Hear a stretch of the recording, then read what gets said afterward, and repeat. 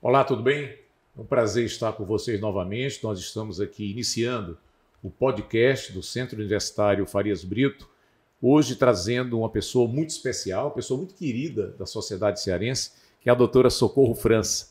A doutora Socorro França é procuradora de carreira, aposentada.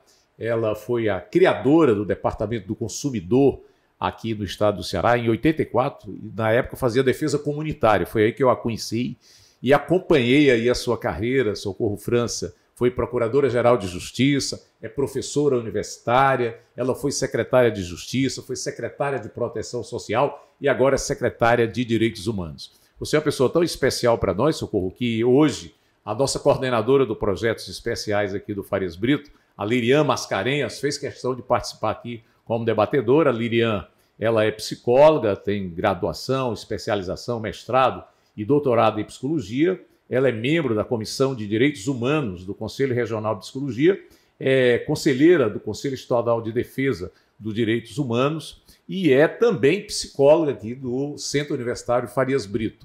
Inclusive foi minha aluna, está no meu currículo. Quem não foi? Quem não foi, é verdade. É um prazer muito grande estar com você.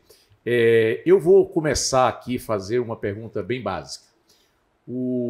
Ainda na independência dos Estados Unidos, eles criaram lá, os pais fundadores dos Estados Unidos, a Declaração dos Direitos do Homem. Quando aconteceu a Revolução Francesa, né, nós tivemos a Declaração dos Direitos do Homem e do Cidadão. E em 1948, a ONU, né, na Assembleia Geral da ONU, hoje são 193 países, né, eles criaram lá um documento importantíssimo, que é justamente o documento dos direitos humanos, a Declaração Universal dos Direitos Humanos. Então, a primeira pergunta, minha querida Socorro, é a seguinte: o que realmente são os direitos humanos? É uma alegria enorme, professor, estar consigo aqui com a professora Mascarenhas. Eu prefiro dizer Mascarenhas, porque eu adoro esse nome.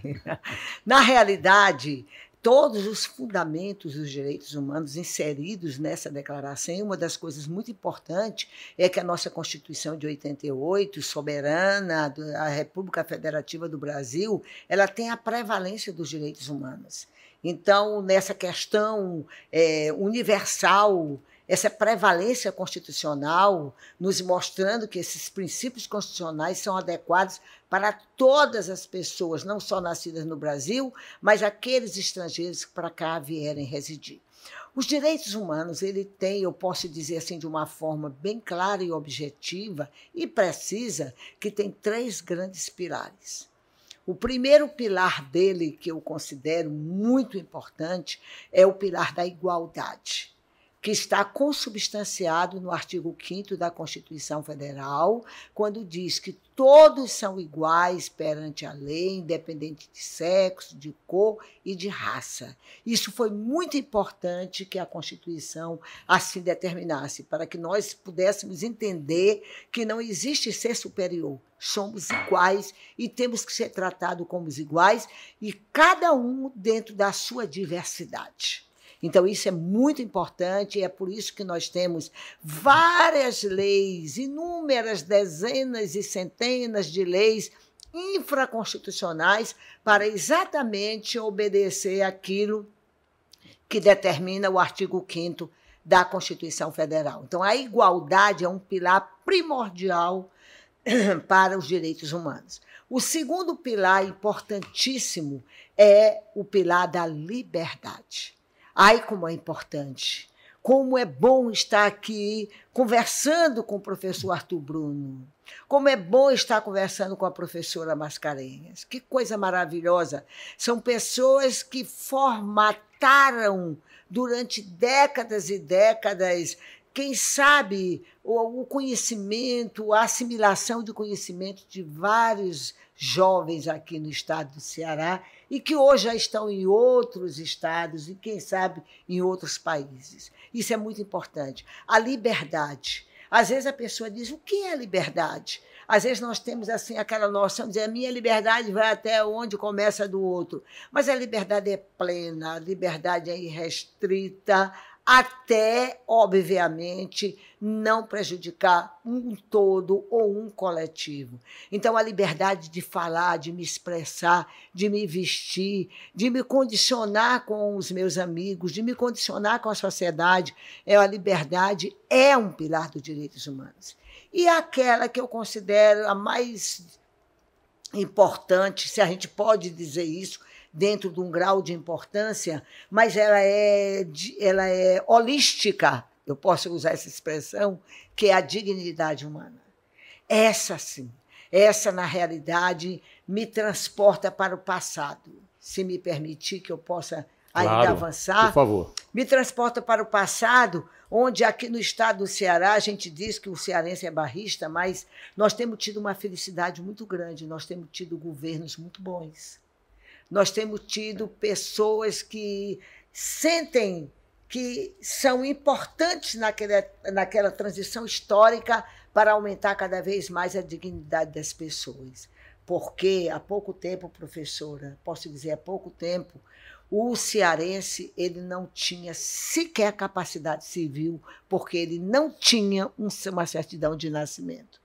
Lembro-me bem, e aí eu vou brincar aqui, quando a gente criou na ouvidoria, eu fui a primeira ouvidora do Estado e controladora do Estado. Era ouvidoria e meio ambiente, né? No governo exatamente. Lúcia Alcântara? Não, governo Tasso Gereissati. Beniveras, Tasso Gereissati, Beniveras complementou. Exatamente. Isso. E naquela época, por incrível que pareça, em um ano, com 3 caminhões da cidadania, rodando o Estado todo, em um ano nós conseguimos contribuir com o cidadão, tirando mais de 1.200.000 documentos no estado do Ceará.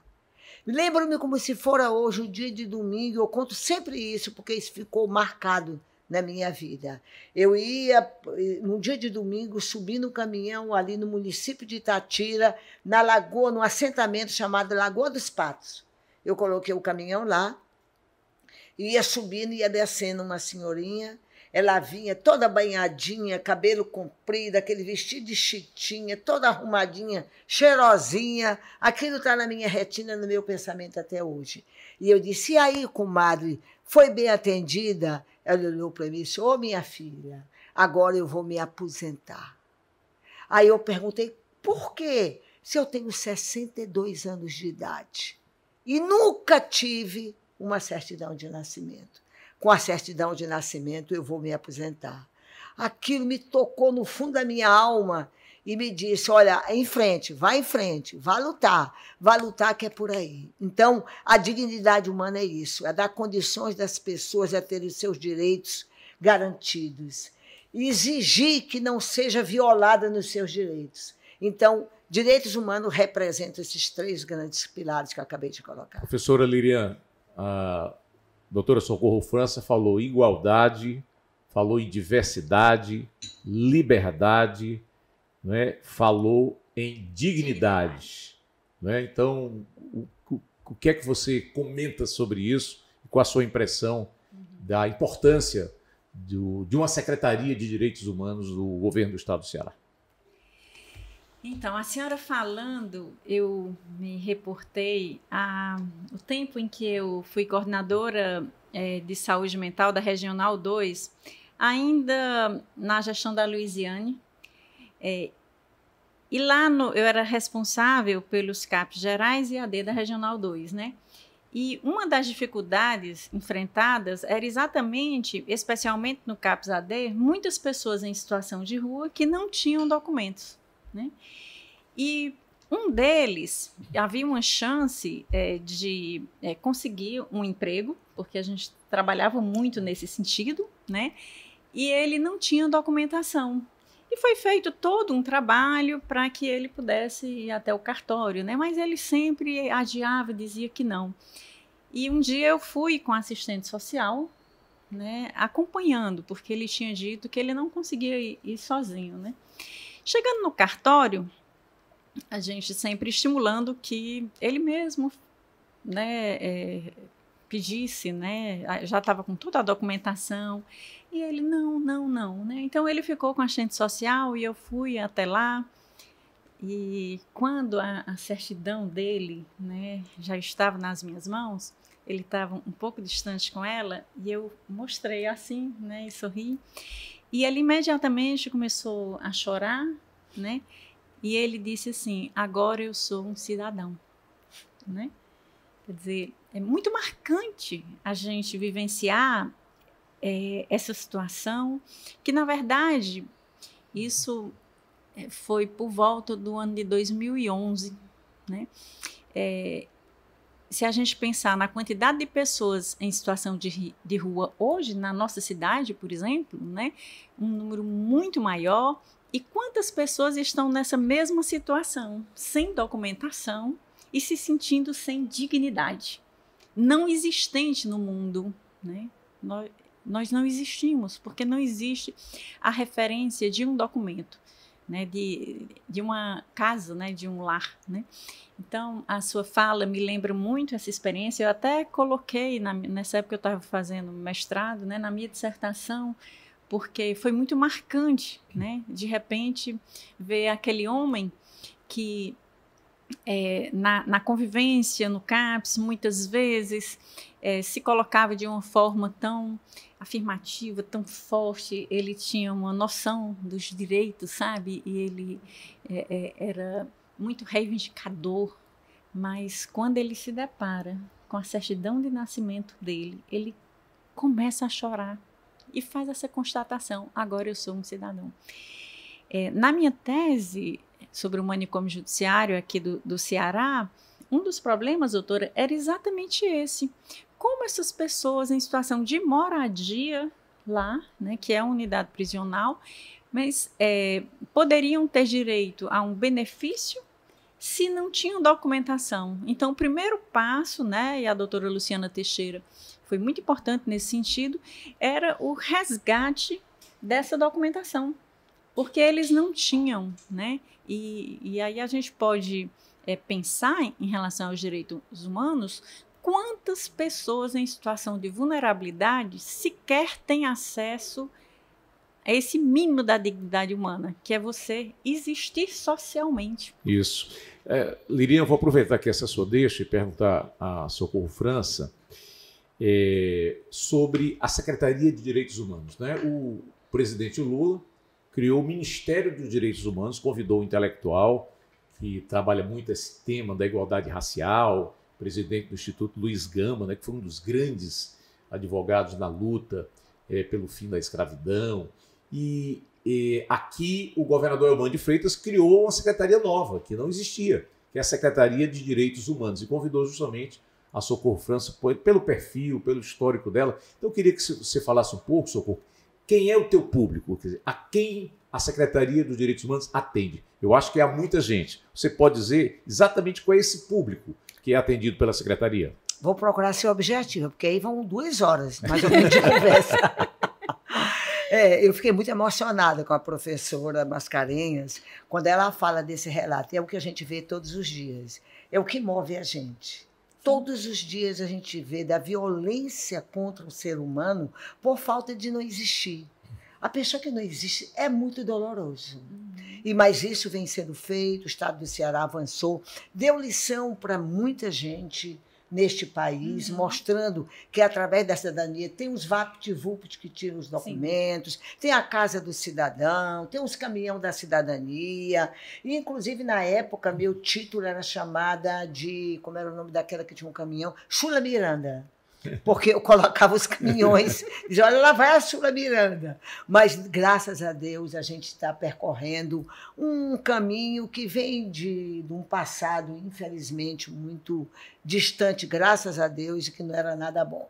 Mas eu queria aqui, nesse momento, externar, em primeiro lugar, no outono da minha vida, uma gratidão muito forte ao nosso governador Elmano, que é uma pessoa totalmente voltada para a questão dos direitos humanos.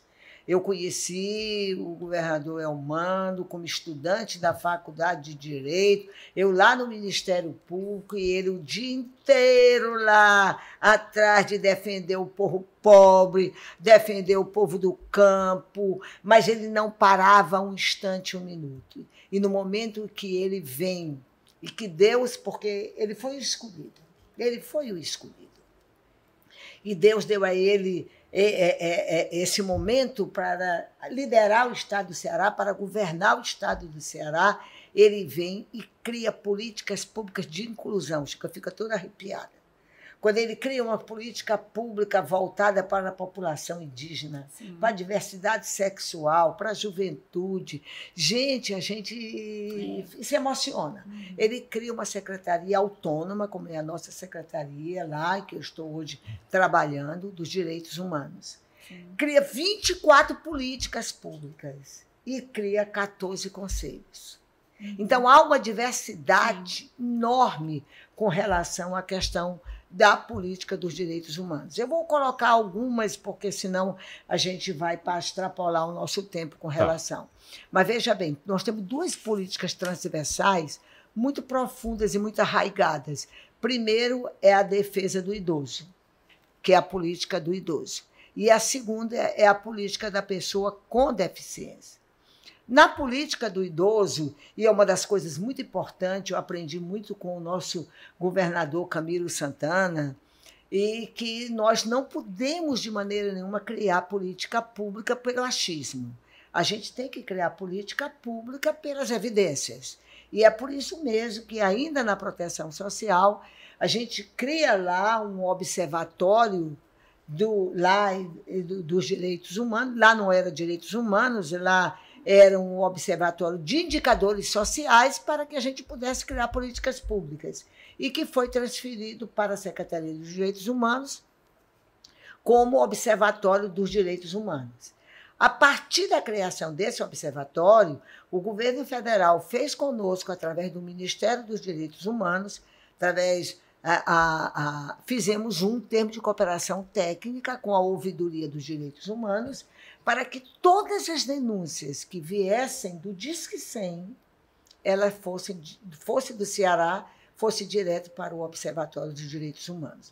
Então, hoje, toda violação de direito que vai para o Disque 100, vai para o Ceará Seguro, que é 155, ou mesmo por 190, cai tudo isso dentro do Observatório dos Direitos Humanos. E, por incrível que pareça, eu não gostaria de estar dizendo isso aqui agora. Primeiro lugar, em matéria de denúncia que chega no observatório, que são dezenas, centenas e centenas de denúncias que ali aportam, primeiro lugar é o abuso sexual contra criança e adolescente. Gente, isso para uma pessoa de idade, eu chamo igual com o povo de idade, como eu, isso acaba com a gente. Me transtorna. Em segundo lugar, que é o que me transtorna mais, que agora eu dei para chorar direto, que é a violência contra o idoso. É impressionante a violência contra o idoso. Enquanto um chega em termos de 42%, o idoso é 41%. Você vê como elas estão. É a violência contra a criança e a violência contra o idoso. As duas pontas de maior vulnerabilidade. De maior vulnerabilidade. Aí vamos lá. Contra o idoso, não é só a violência física. A maior de todas as violências, dentro do número de grau de violência, é o abandono. Agora virou moda. Os filhos deixam os pais numa parada de ônibus e vão embora.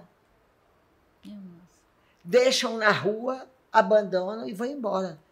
O município que cate, como se diz, e coloque em algum abrigo. O abandono, os idosos, de vez em quando nós estamos indo atrás de um idoso que está sem comer dias, sem beber, sem tomar remédio. Os vizinhos nos ligam para que a gente chegue junto. Imagine, governador Elmano, se o senhor não tivesse criado uma secretaria, que nessa secretaria não tivesse um trabalho todo voltado para a questão do idoso. Isso acaba com a gente. Eu me emociono porque eu não fico na fala. Eu estou lá, eu vejo as coisas acontecerem. A violência patrimonial é terrível. Famílias que a gente nem suspeita. Os filhos brigando, morre um do casal, e os filhos brigando e lutando lá para ficar com o dinheiro, com a aposentadoria, com a casa, quer vender a casa, o outro não quer, e a briga na família enorme. Esse idoso, essa mãe ou esse pai lá vendo tudo isso. É a violência moral, psicológica, patrimonial, física e o abandono. Então, essa política está conosco. Nós temos tido todo um trabalho, toda uma luta muito grande, mas é tanta que a gente não tem braços longos para estarmos juntas. Aí é uma política que realmente merece, requer um trabalho muito especializado. O governador nos pediu, na reunião do secretariado, o professor Bruno está, nosso secretário Bruno estava presente, pelo menos 3 ações até o final do ano. E uma das ações que nós estamos fazendo agora, se Deus quiser, até o final do ano, é ter um centro de referência para um espaço de envelhecimento saudável. O que é isso? O idoso, muitas das vezes, quer procurar alguém para se socorrer. E ele tem medo de ir na delegacia do idoso. E talvez a delegacia não esteja preparada para saber receber. Porque a gente tem que saber, professora, a senhora sabe que a gente tem que saber como receber Sim. as pessoas. E esse centro de referência é onde nós vamos receber o idoso e, a partir daí, tomar conta da vida dele e fazer com que todos os entes eles possam ali se apropriar daquele problema e possa ser resolvido. E lá dentro, eu digo sempre, vai ser um espaço onde o idoso fica durante o dia e à noite vai dormir em casa. Eu tenho fé em Deus que eu vou fazer isso. E a gente poder realmente, o Estado dizer que está presente, está tomando conta, nós já temos o local. Aqui eu quero agradecer do fundo da minha alma a professora Estrela, que nos concedeu uma Secretária de Educação do Estado. Secretária de Educação do Estado, que nos concedeu uma escola que fica ao lado do Juizado Civil Criminal, ali na Avenida João Pessoa, e em frente do Juizado da Violência Doméstica. Tem 1.000 metros quadrados, nós já estamos providenciando a reforma do prédio para ver se a gente cria esse centro de referência e a gente, a partir daí, tenha um espaço onde, eu digo sempre, não é creche, mas é onde deixa nossos bebezinhos e a gente toma de conta durante o dia e à noite a família recebe e leva para casa. A gente quer fazer isso de forma regionalizada. Vamos começar por Fortaleza. Então, essa é uma política. A outra política é a política da pessoa com deficiência. Sim. Eu tenho que ser objetiva, porque senão perfeito. A pessoa com deficiência. E nessa política da pessoa com deficiência, nós temos um problema que agora estamos acertando, talvez dentro de 10 a 15 dias, a gente já tem o grupo pronto, que são os nossos intérpretes de Libras. Nós temos aí, estamos contratando 10 intérpretes de Libras para que a gente possa fazer o atendimento. As pessoas elas não conseguem se comunicar porque não tem como interpretar. Nós nos reunimos aí na Universidade Estadual com um grupo que pensou a política da pessoa com deficiência. Eles estão nos requerendo que a pessoa com deficiência tenha a carteira de motorista sem pagar, a pessoa com deficiência, os vulneráveis, é óbvio. Perfeito. As pessoas com deficiência possam ficar isentos do IPVA.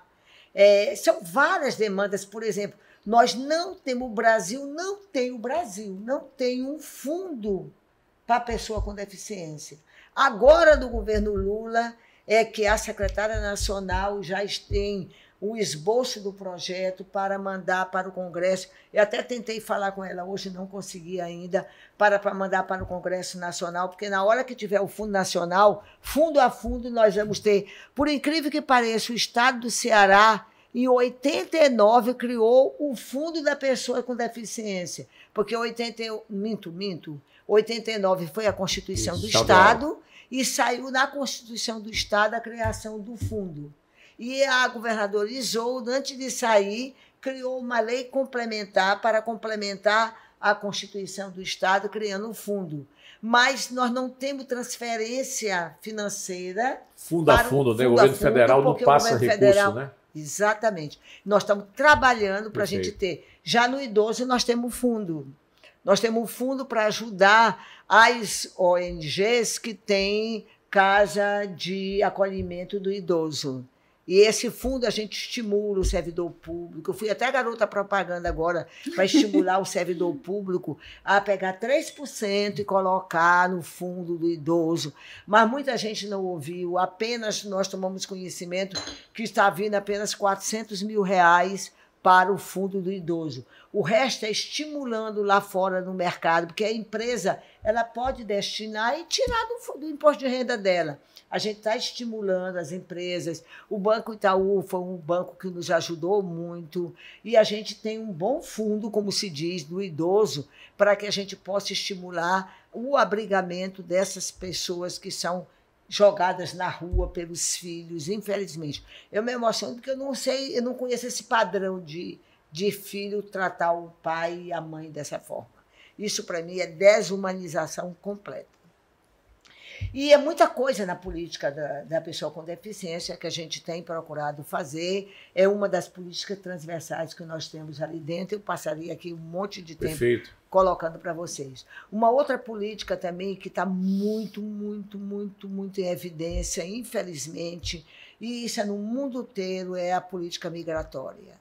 O migrante, o refugiado, a cada 2, 3 meses, a OIM, que é a Organização de Imigração Internacional, ela tem colocado aqui 40 a 50 migrantes no estado de Ceará.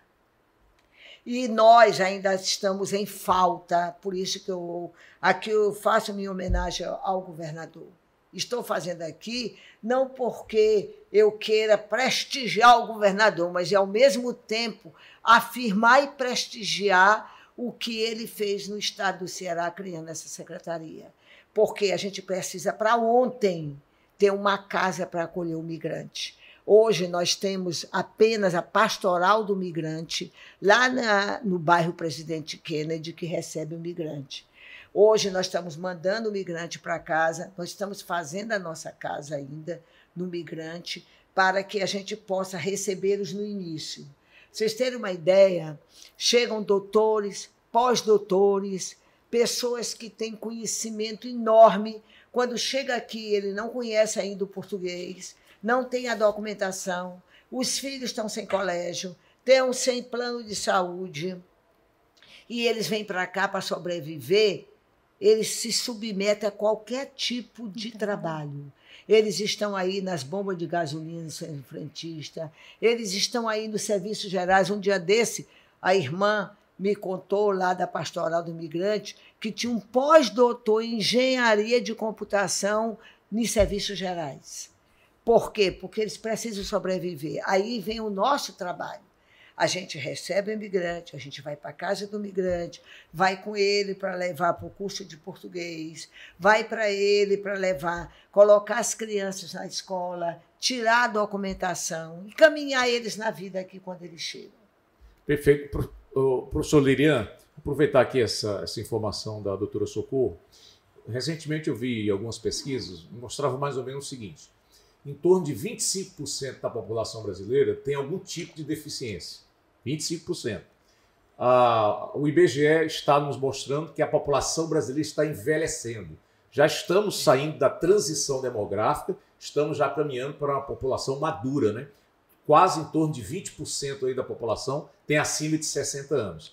E em torno de 70% ou um pouco mais da população brasileira recebem até 3 salários mínimos para a sua família. Então, boa parte da população pobre. Então, um desafio enorme. Sim. Trabalhar com pessoas com deficiência e idosos. Concorda?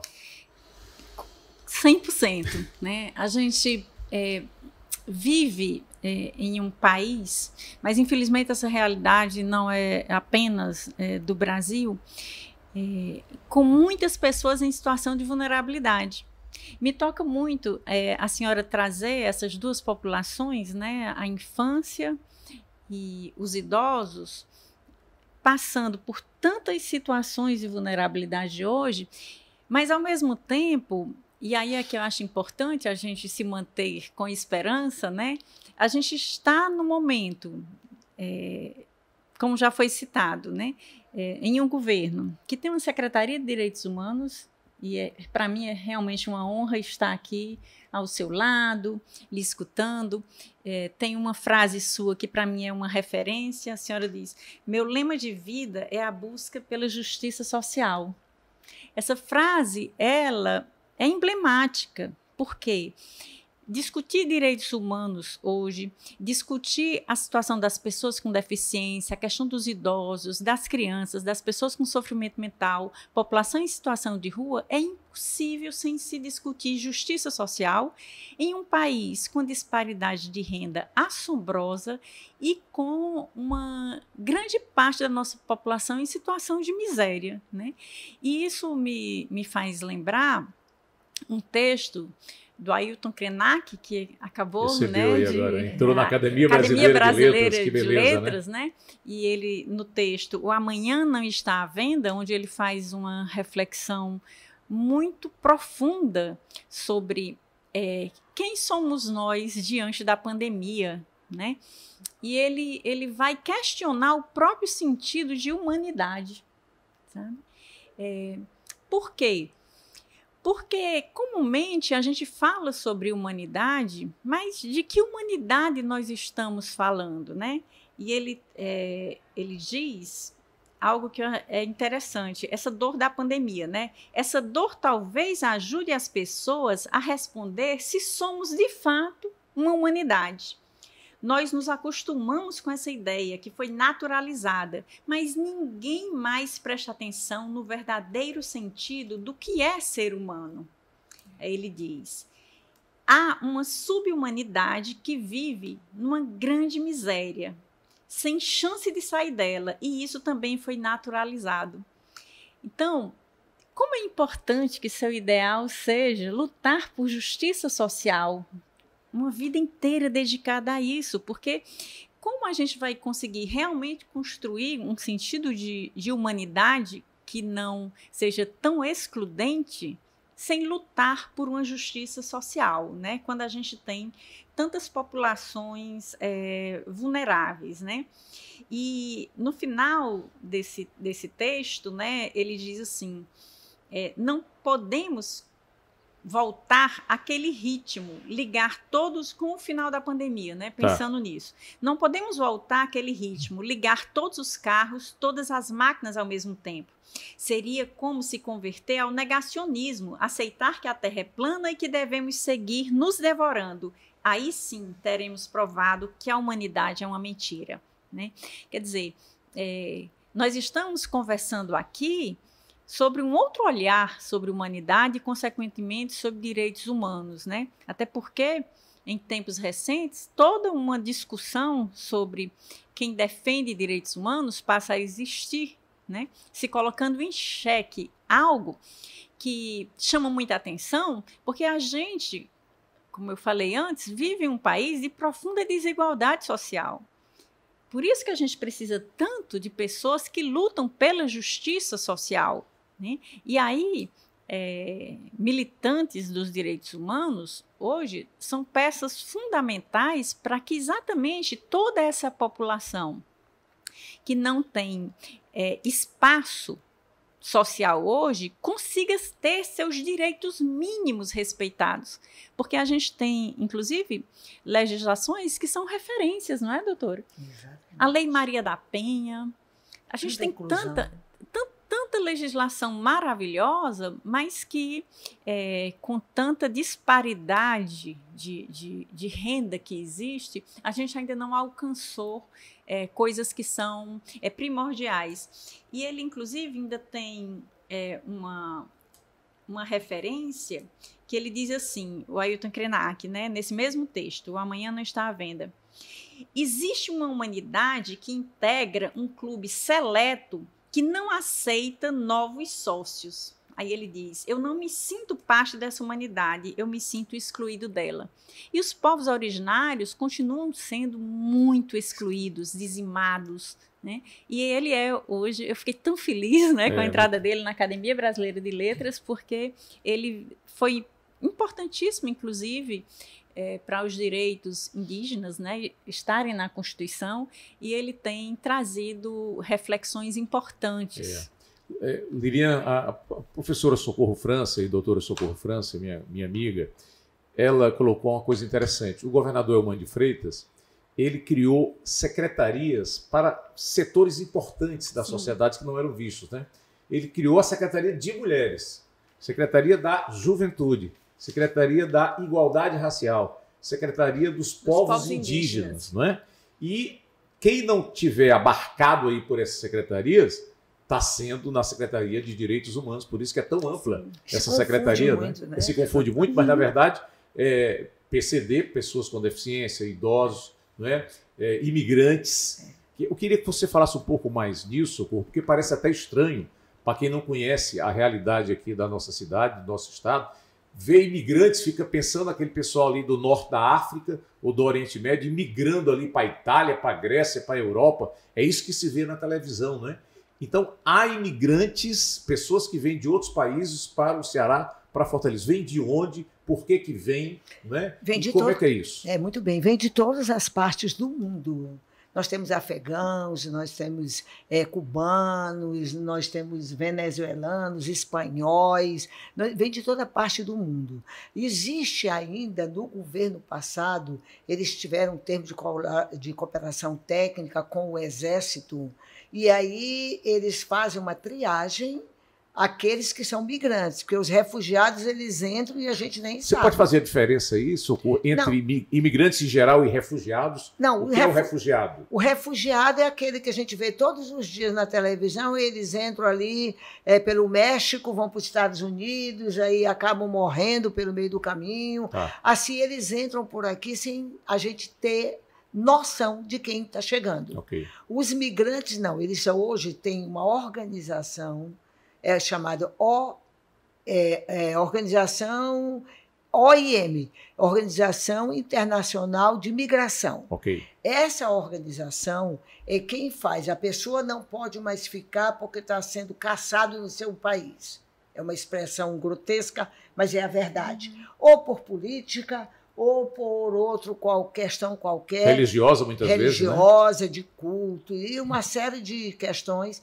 Pede para a embaixada que quer ir embora daquele país. Aí eles fazem, ele quer ir para onde? Quer ir para o Brasil.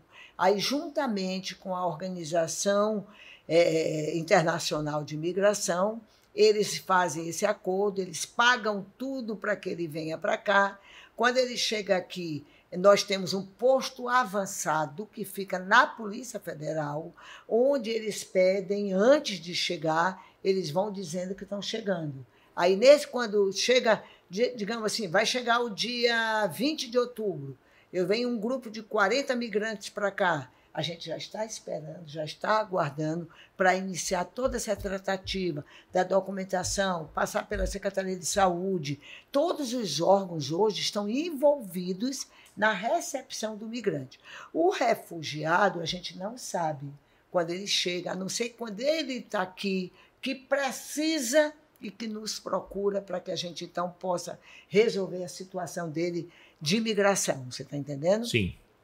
Mas uma outra coisa que eu queria colocar aqui, porque são muitas políticas, fica à vontade. E eu gostaria de colocar que essa tem muito a ver, que é uma das coisas que me abalou também muito. Eu acho que depois que eu cheguei na secretaria, eu fiquei muito abalada por conta dessa sociedade que eu pensei que não existisse mais, que é a questão do trabalho escravo. Eu tinha plena convicção que não existia mais trabalho escravo. Lê do engano. Todos os dias nós somos instados por alguém, ou por famílias, ou por vizinhos, ou por pessoas, que alguém está trabalhando sem receber, sem ter descanso. E quero parabenizar o Ministério Público do Trabalho e a Justiça do Trabalho, que tem feito um trabalho excepcional aqui no estado do Ceará. E é através deles que nós somos demandados, porque o sistema de justiça nos demanda para que nós possamos acompanhar. E foram várias pessoas que nós já conseguimos resgatar do trabalho escravo. É impressionante. Hoje mesmo, antes de sair, eu tomei conhecimento de uma pessoa que está hospitalizada e que essa pessoa estava em trabalho escravo. O que caracteriza o trabalho escravo, doutora Socorro França? Em primeiro lugar, não tem uma relação trabalhista. Essa pessoa nunca foi assinada uma carteira, logo ela não vai ter uma aposentadoria jamais, a não ser que ela vá para um BPC ou então alguma outra forma de sustento. O benefício de prestação continuada, né? Porque ela BPC. não tem, exatamente, ela não tem uma relação trabalhista. Não tem horário de trabalho, porque a nossa CLT diz que a gente tem que trabalhar 8 horas, com hora de descanso. 44 horas semanais. Não, ela né, trabalha direto, sem parar. Não tem local, principalmente, eu pensava que era só em Fortaleza, nas obras de construção civil? De construção civil. Principalmente lá fora, no interior do estado, onde eles ficam no trabalho de escravidão, cortando cana, ainda existe tudo isso. Aqui todo dia eu abençoo e tenho certeza que ele está no céu do Helder Câmara, porque foi quem entrou naqueles canaviais, o povo trabalhando, cortando cana de noite, noite e dia, no sol e morrendo ali mesmo. Foi ele que levantou a voz, foi ele quem realmente trabalhou para que a gente pudesse. E hoje, por incrível que pareça, é um trabalho que nós temos dentro da Secretaria de Direitos Humanos. Bendito seja o nosso governador que nos chamou a atenção para isso. Perfeito. Porque a gente tem que colocar as coisas como elas são. Não chegou o momento da gente dizer assim, vamos passar panos quentes, não. Sim. Essa é a realidade da vida, essa é a história da vida, essa é a sociedade que nós temos hoje ainda. E são várias políticas públicas, mas também quero colocar, toda hora eu quero colocar uma, me permita aqui. Pois não. Foi uma das coisas importantíssimas, porque eu tenho certeza que vou ser criticada, mas eu sou contra esse encarceramento violento que existe. E, graças a Deus, hoje a Secretaria de Direitos Humanos ela tem uma política chamada Justiça Restaurativa, Círculo de Paz e Mediação de Conflitos. Editorial do jornal O Globo desse final de semana foi sobre o que você está dizendo. Foi, contra, né? o encarceramento. Então, o que acontece? Tudo vamos mandar exatamente para a prisão. Então, eu tenho, porventura, aqui um crime de aprisionamento de animais silvestres. Vamos encarcerar. Hoje, nós temos uma diretora da Justiça Federal, fantástica, a doutora Gisela, uma juíza federal, uma menina de ouro, eu digo assim, de ouro, que não chegou outra expressão, e eu estou falando aqui pelo meu coração. Então, ela fez conosco um termo de cooperação técnica, onde nós estamos fazendo justiça restaurativa para a aplicação das penas da Justiça Federal aqui do Estado. Hoje eu estou acompanhando 78 pessoas. O que é a justiça restaurativa? Ela faz com que as pessoas pensem nos seus atos para que nunca mais aconteça. Isso tem dado um resultado muito importante. Você já pensou, eu aprisiono o passarinho, mas me coloco no lugar do passarinho, como é que eu me sentiria? Como é que eu estaria me sentindo numa gaiola? A justiça restaurativa é exatamente para aquelas pessoas que são apenadas, elas virem até a Secretaria dos Direitos Humanos e ali a gente acompanhar e fazer com ela um ciclo de paz, fazer com ela uma justiça de resgate dos atos que ela praticou para que ela nunca mais pratique. É aquela história, tire a violência, porque uma violência ela vai gerar violência. Eu fui de um tempo, e aqui eu peço minha máxima culpa, que quando eu saía do júri, eu fui promotora de justiça, fiz muitos júris, e eu dizia, eu ganhei porque eu consegui meter o sujeito na cadeia. Só que a família da vítima, ela ficava a vida toda remoendo, porque aquela violência ela nunca mais saía. Então, eu tinha que, na realidade, o resgate é também chamar a família das vítimas, é conversar com aquela família para evitar que a violência mais tarde gere uma outra violência. Então, um trabalho lindo que a gente está fazendo no estado do Ceará, com a Justiça Estadual, que também temos um termo de cooperação técnica, com também a Justiça Federal, acompanhando todas as penalidades que foram aplicadas para aquelas pessoas. E é acompanhar mesmo, não é só a pessoa se apresentar, eu vou aqui uma pena alternativa, eu vou cumprir aqui no colégio, fazendo ou pintando a parede. Não, isso não adianta. O que adianta é um ciclo de paz, onde a gente possa conversar, a gente possa saber do fundo da alma das pessoas o porquê daquilo que foi praticado e para que isso nunca mais aconteça. Lirian, eu acho que no Conselho de Psicologia vocês devem também refletir muito sobre isso, né? Sim, no Conselho Regional de Psicologia, no Conselho Estadual de Defesa de Direitos Humanos. Inclusive, essa é uma pauta que está sendo bastante discutida diante de tantas denúncias de tortura, né? A gente tem, por exemplo, o relatório do Mecanismo Nacional de Prevenção e Combate à Tortura, de 2019, do Conselho Nacional de Justiça, de 2021, né, que indicam maus tratos e tortura no nosso sistema prisional, né?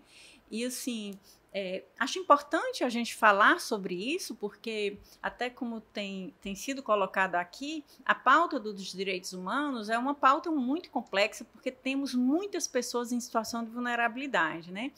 E as pessoas que estão dentro do nosso sistema prisional, elas precisam ser vistas dentro, por exemplo, do que a doutora Socorro fala de tão importante para os direitos humanos, que é a dignidade, né? Então, a gente tem nesses relatórios uma descrição de várias situações, né?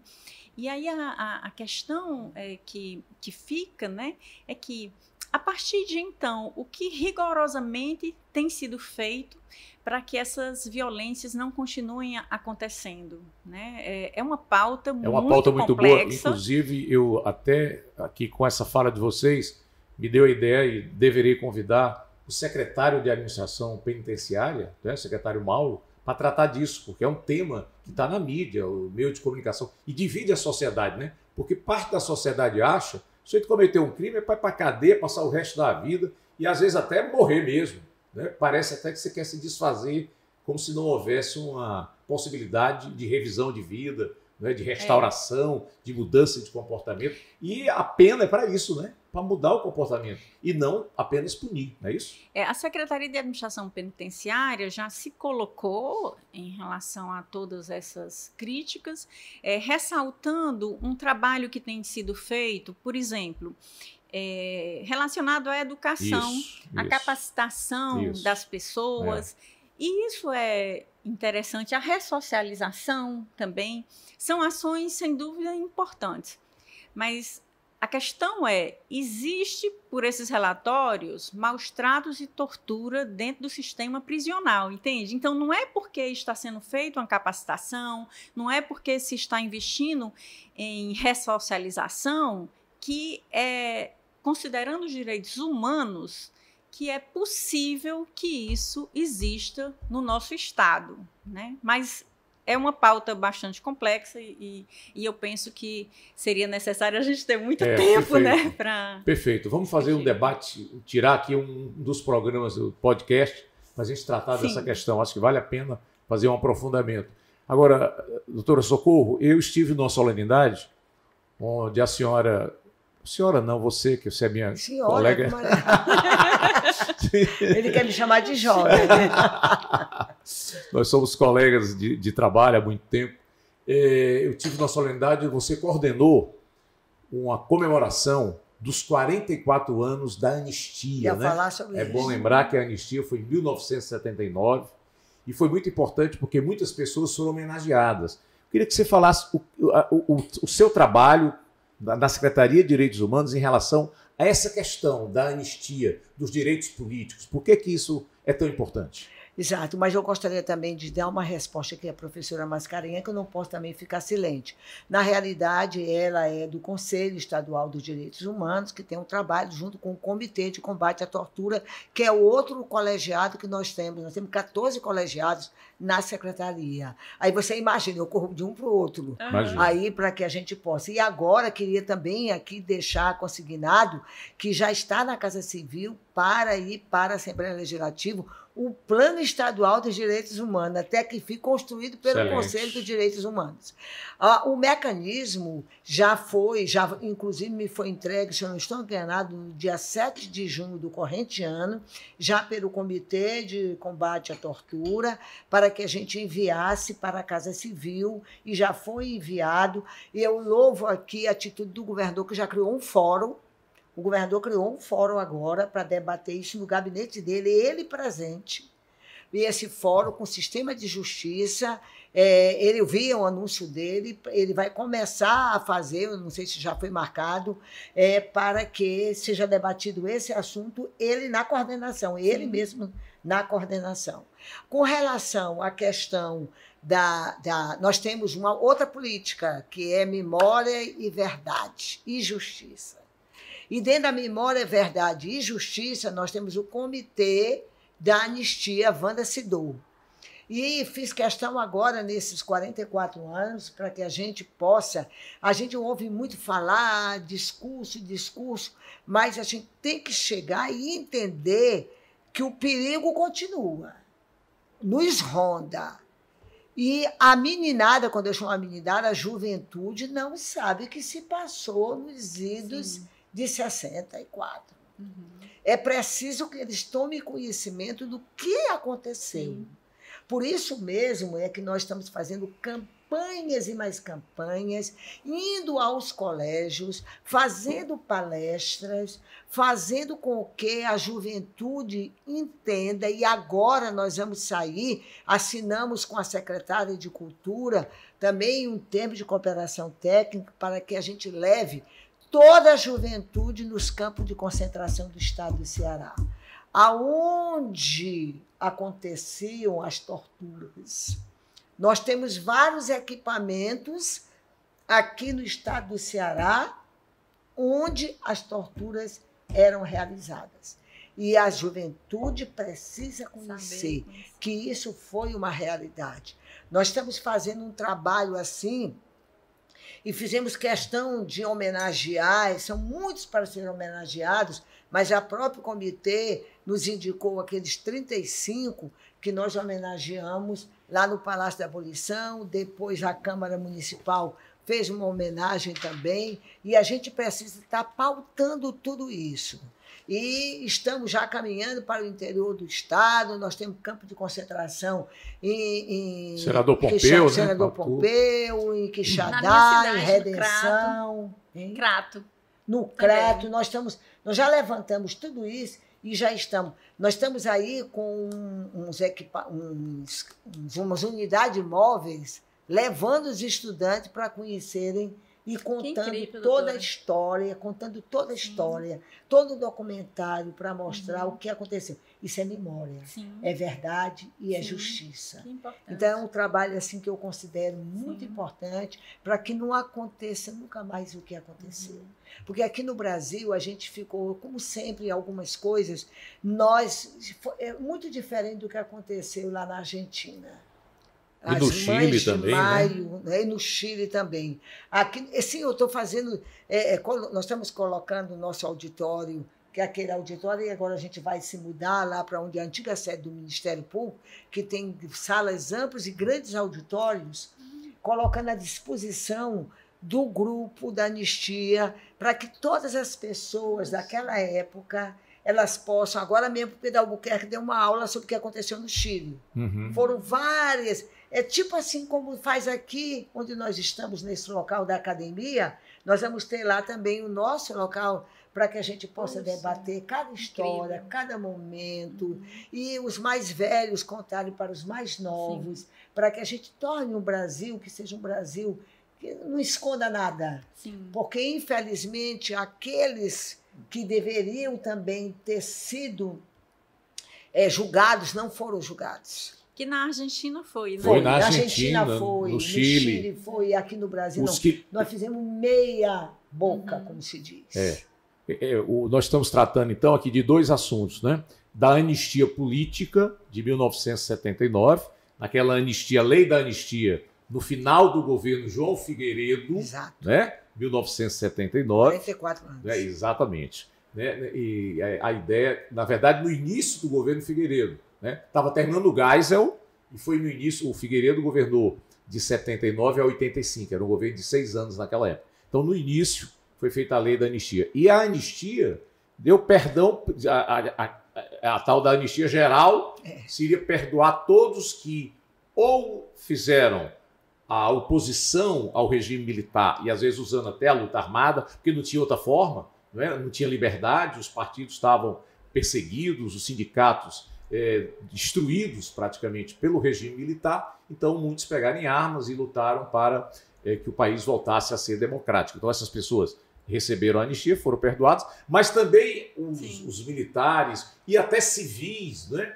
E alguns até que financiaram essas ações, também foram perdoados. Na Argentina e no Chile, aqueles que impuseram a ditadura foram punidos, presos, generais foram presos, foram para a cadeia, porque fizeram o regime militar com a ditadura, torturaram, perseguiram. Aqui no Brasil não houve punição para essas pessoas. O julgamento é um momento muito importante disso, né? Porque é um momento de registro, de debate do que está acontecendo e dessa construção da memória, né? Exatamente. E a Socorro França falou também dos campos de concentração da época da seca, né? Que você falou do Crato, né?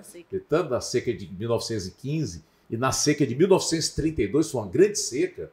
O governo estadual criou campos de concentração, inclusive aqui em Fortaleza, ali no Otávio Bonfim, no São Gerardo, para que aqueles que vinham do interior no êxodo rural, porque senão iam morrer de fome e de sede, ficasse ali num cercadinho, né, para não poder chegar ao centro da cidade, para não pedir esmola, para não importunar as pessoas da cidade, ficar ali nos campos. Tem um documentário muito importante chamado Currais. Eu não sei se vocês já assistiram, mas ele retrata bem esse momento triste da nossa história. Muito triste. Muito triste. Socorro, nessa mesma solenidade, estamos aqui já praticamente encerrando aqui o nosso debate, no instante passa, né? Quando é muito bom, agradável, passa logo. Dessa mesma solenidade, o governador fez um anúncio que gerou uma polêmica, né? Estávamos na solenidade no Palácio da Abolição, que é a sede do governo estadual, e o governador anunciou que iria retirar de lá aqueles documentos, aqueles retratos, né? Aquilo que lembrava ali, trazia ali a lembrança de Castelo Branco, né? Ali, quando foi criado o palácio, se criou ali uma área para homenagear o Castelo Branco. Então, ele disse que ia retirar de lá e ia fortalecer a ideia do Palácio da Abolição como um Palácio da Liberdade, das lutas do povo cearense e tal. E eu queria que você comentasse isso. Você concorda com essa ideia do governador? Inclusive, ele criou já a comissão, que é a secretária de Cultura, que é o Tiago, lá do Mirante, e a Socorro França, aqui dos Direitos Humanos. Perfeito. Não existe mais restos mortais, o que na realidade... Já tinha sido retirado de lado, já? Já tinha sido retirado há alguns anos. É uma incoerência muito grande. Como é que a abolição tem a ver com ditadura, revolução? Né? Com ditadura. Eu não entendi, nunca entendi, sinceramente. Eu acho que ele foi muito feliz naquele momento. Sim. Ele nos pediu que a gente, até o dia 10 de dezembro, que é exatamente o Dia Internacional dos Direitos Humanos, Direitos Humanos, universal, que no dia 10 de dezembro nós já apresentássemos para ele, e a gente já está trabalhando, e já foi solicitado que não só essa questão do Palácio da Abolição, que foi o que ele anunciou, mas outros também que são emblemáticos, que não tem nada a ver conosco mais, nesse momento que a gente vive, nosso apogeu da liberdade, graças a Deus eu estou assistindo, e a gente tivesse ainda alguma simbologia com o que passou. Pois é bom lembrar, viu, Lirian, é importante registrar isso. Nós temos um palácio bonito ali, né, na Barão de Estudas, a sede do governo estadual. Ali o governador Plácido Castelo começou a construir, foi inaugurado ali na época do César Calles, né, governador César Calles, e felizmente, uma ideia muito feliz, se deu o nome, né, de Palácio da Abolição, lembrando que o Ceará foi o primeiro estado do Brasil a ter uma lei né, de abolição da escravatura. Devia ser Palácio do Dragão do Mar. Pois é, poderia ser Palácio do Dragão do Mar, em homenagem ao Dragão do Mar, que foi um dos grandes líderes, né, da abolição da escravatura do Ceará. Isso aconteceu em 1884. E a abolição, a Lei 13 de Maio, Nosso né, mestre. 1888. Lembrando que nós temos uma data magna, né? Criou-se uma data magna no estado do Ceará, a maior data do Ceará, que é 25 de março de 1884, quando foi, né, feita lá a lei da abolição da escravatura no Ceará. Então é tão bonito esse nome, foi tão feliz a ideia. Então o que se complete essa ideia? Ser um palácio de direitos humanos, de liberdade, de democracia, registrando os nossos heróis, né, que lutaram por direitos humanos e democracia. Concorda? Bruno, o que me espanta é que uma atitude tão louvável do governador Eumano tenha causado polêmica. Inclusive, né? Com intelectuais, professores até contra essa ideia do governador. Exatamente. E é por isso que ter a doutora Socorro, né, tendo como lema de vida a luta pela justiça social, me deixa assim tão feliz. A senhora, para mim, é uma grande referência de direitos humanos, de humanidade, de justiça, né?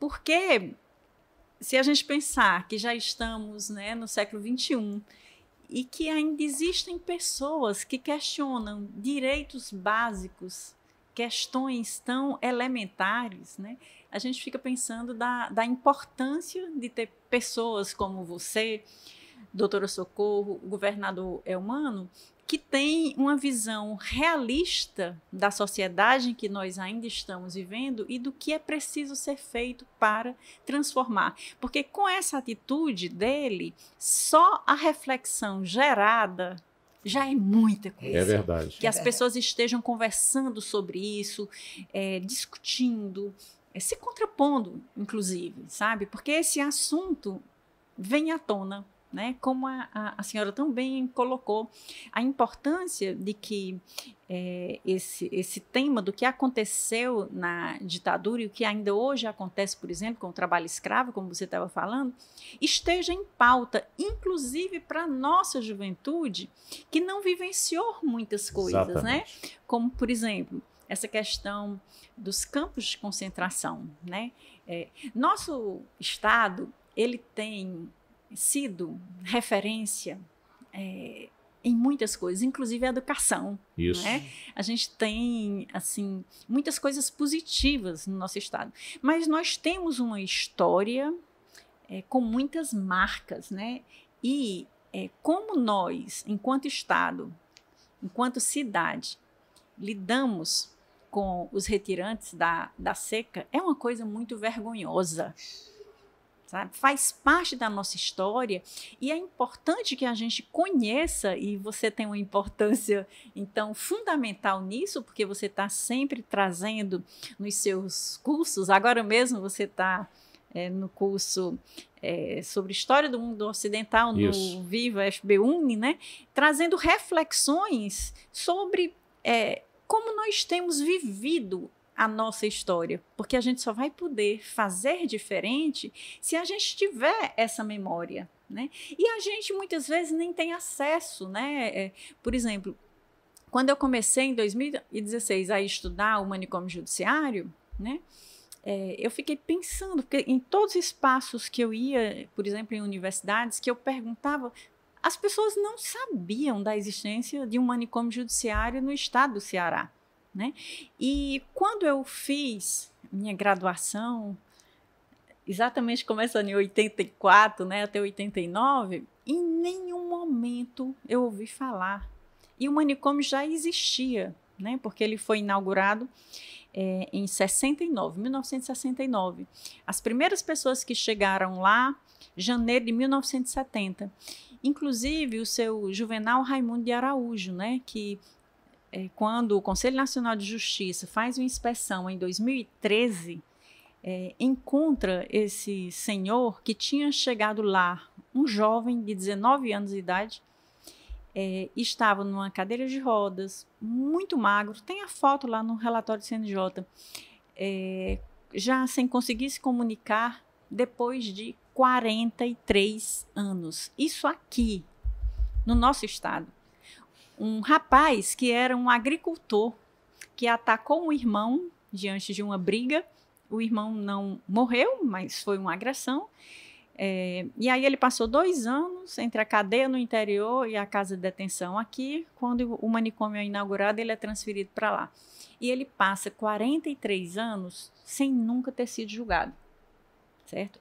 Hoje nós temos, por exemplo, no manicômio judiciário, 20 pessoas desinternadas. Quer dizer, que a justiça já liberou sua saída. Mas nós não temos locais para receber essas pessoas, né? Por exemplo, Fortaleza continua com 3 residências terapêuticas, que são espaços exatamente para receber essas pessoas que estão em situação de moradia. Numa população de 2.400.000 habitantes. Hoje, a 4ª maior cidade do Brasil. Pois é. Né? E a gente ainda tem pessoas em situação de residência em hospital psiquiátrico ou no manicômio judiciário, e as 3 residências terapêuticas que, quando saiu em 2012, Luiziane Lins deixou, são as que permanecem até hoje. 3 residências terapêuticas, entende? E aí um termo de ajustamento de conduta em 2017 foi firmado, a prefeitura se comprometeu a inaugurar 4 residências terapêuticas. Isso ainda não aconteceu. Existe um projeto, nessa última reunião do TAC, isso foi comentado e eu fiquei feliz de que nas próximas semanas uma residência terapêutica vai ser inaugurada. Mas até hoje ainda não é o fato. Eram para terem sido inauguradas em 2018. Né? Então, quando eu falo da relação de direitos humanos com pessoas em situação de vulnerabilidade, é porque essa população, Bruno, dentro do que a gente estava falando antes, é uma população não existente, porque as pessoas são invisíveis, as pessoas não estão falando. E aí, quando o governador Eumano, né, traz não só a Secretaria de Direitos Humanos tão bem representada, né, mas também a Secretaria dos Povos Indígenas, a gente recebeu aqui a Juliana Alves, né, que será entrevistada por esse programa também, pelo podcast, né? Possivelmente o próximo. Assim como a Michele Meira, que é da Secretaria da Diversidade. E também nós vamos chamá-la. No seminário internacional que tivemos sobre desafios da ordem jurídica na América Latina, e o Centro Universitário Farias Brito promoveu esse seminário, em parceria, inclusive, com o projeto Harmonia com a Natureza da ONU, exatamente para trazer essas reflexões tão importantes para a formação de todos nós, né, dos nossos alunos, mas da sociedade como um todo. E foi um grande prazer recebê-las aqui e como é estimulante a gente pensar que esse governo que nós temos hoje, né, está colocando em pauta questões tão importantes para os direitos humanos. Perfeito. Né? Perfeito. Então, Socorro, a gente passaria aqui horas e horas. É verdade. Ouvindo essa menina falar, essa menina, professora. Eu queria que você fizesse as considerações finais. Bem, o que eu fiquei muito feliz. Eu acho que quem ganhou fui eu nessa conversa, ouvindo a professora Mascarenhas, adoro esse nome, falando. Na realidade, alimenta mais a vontade, a alma da gente, a vontade da gente continuar perseguindo aquilo que a gente acredita. Eu creio que nós estamos num caminho correto, desde que, obviamente, a gente cumpra o papel da gente, a gente faça as coisas acontecerem, porque eu sempre disse, no momento em que você começa a demonstrar o certo e você traça um caminho para o que é o correto, aquilo acaba sendo, vindo para você, acaba sendo como no direito natural, é naturalizado todo aquele respeito ao ser humano. Por quê? Porque você trabalha essas políticas, elas se tornam naturais na nossa vida e elas acabam sendo introjetadas, né? Na consciência coletiva, na consciência do povo. Portanto, eu estou aqui sempre à disposição.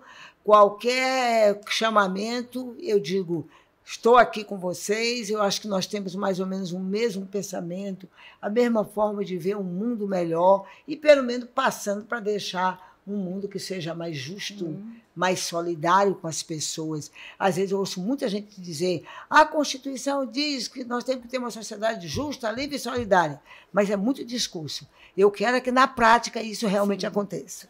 Bom, muito bem, nós queremos aqui agradecer a doutora Socorro França, a professora Lirian Mascarenhas, E é mais um programa do Centro Universitário Farias Brito, esse podcast que tem esse objetivo de fazer grandes reflexões sobre temas que interessam não só ao ambiente universitário, mas à sociedade de maneira geral. Parabéns às duas que abrilhantaram aqui o nosso programa.